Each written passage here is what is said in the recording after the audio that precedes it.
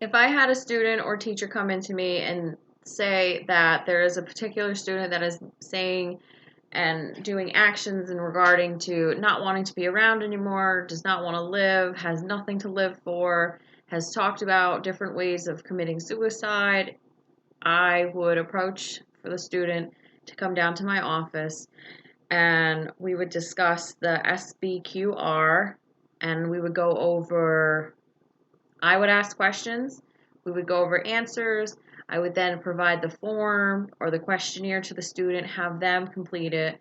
In the meantime, the questions that I asked, I would grade and see where the risk level is. And then after the questionnaire is complete, I would then grade again and see where the risk level is. It's really important to have the student who is saying that they no longer want to live, that they no longer want to be around, excuse me, to have them really understand that this is a safe place, this is my job, I want to make sure that they're safe, that their friends are safe, the rest of the students are safe, and that they're not in trouble, and really hone in on that they're not in trouble. This is not something to be upset about. I just want to give you help that you need and that you're going to get.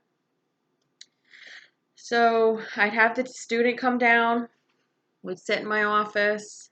I would say something along the lines of the script that's provided on the handout of, I care about you. It's my job to make sure students are safe and that you are safe as well. I want to ask you a few questions. There are no right or wrong answers and you are not in trouble. I talk to kids about a lot of things that sometimes make them feel uncomfortable, and it's okay to be uncomfortable. It's really important that you're honest with me so we can make plans to help keep you safe. Would you please fill out this form and we can talk about your answers? At this time, I would provide the form and then we would go through the protocol. After the student has has marked down what they have filled under the 4 items. Item 1 taps into lifetime suicide ideation and/or suicide attempts. The question is, have you ever thought about or tried to kill yourself? Item 2 assesses the frequency of suicidal ideations in the past 12 months. The question is, how many times have you thought about killing yourself? Item number 3 taps into the threat of suicide attempt. The question is, have you ever told someone that you were going to kill yourself?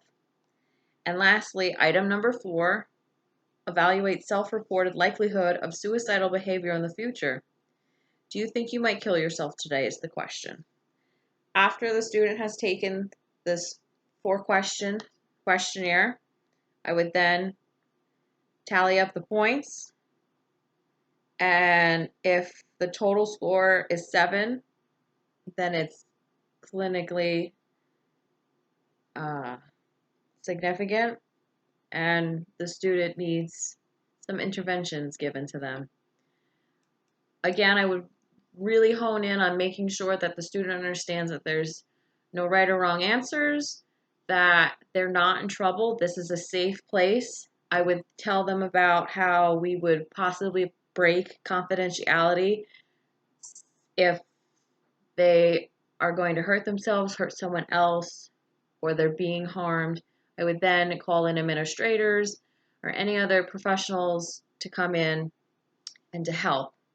The next step, depending on the severity of the clinical significance of the number of points that they have tallied up, I would contact their parents and I would provide the parents and the student with a number of resources, and I would obviously follow up, make sure the parents or someone comes in to the school to get the student, because the student should not be left alone. If nobody can come in and get the student, that student's going to hang out with me all day and we're going to, do some homework and hang out and work on, have some counseling and stuff. Some of Ulster County, where I live in New York, has a lot of mental health treatment clinics for both adults, children, and adolescents. On Ulster County's website, there is a boatload of phone numbers, such as the Hudson Valley Mental Health Institute for Family Health, DSS Coordinated Children's Services, and Nexus Institute for Family Health. And then there is on the same website in a different section, it says Family Woodstock's TextMeBack.org text line is a dynamic new text line service for youth and adults to access help via text messaging on mobile devices or chat via web browser on any platform. There are a number of hotlines that students or youth, children, adolescents, even parents and veterans can access. A couple of them are Family Woodstock is a 24-hour crisis hotline, which is 845-338-2370. And there is a new mobile mental health team that is implemented within Ulster County, and all of the school districts here in the county can use the mobile mental health team, which is available from 1 p.m. to 11 p.m. 7 days a week, which their phone number is 1-844-277-4820. There's the National Suicide Prevention Hotline, 1-800-273-8255. There is also the Trevor Lifeline, which is mortgaged for the LGBTQ youth, which is 1-866-488-7386. And then there is a local crisis hotline. There are two different phone numbers. One is Monday through Friday, 9 a.m. to 5 p.m., 845-340-3443, and nights, weekends, and holidays, 845-340-3442. Again, these are all of the hotlines I would provide the student and the parents.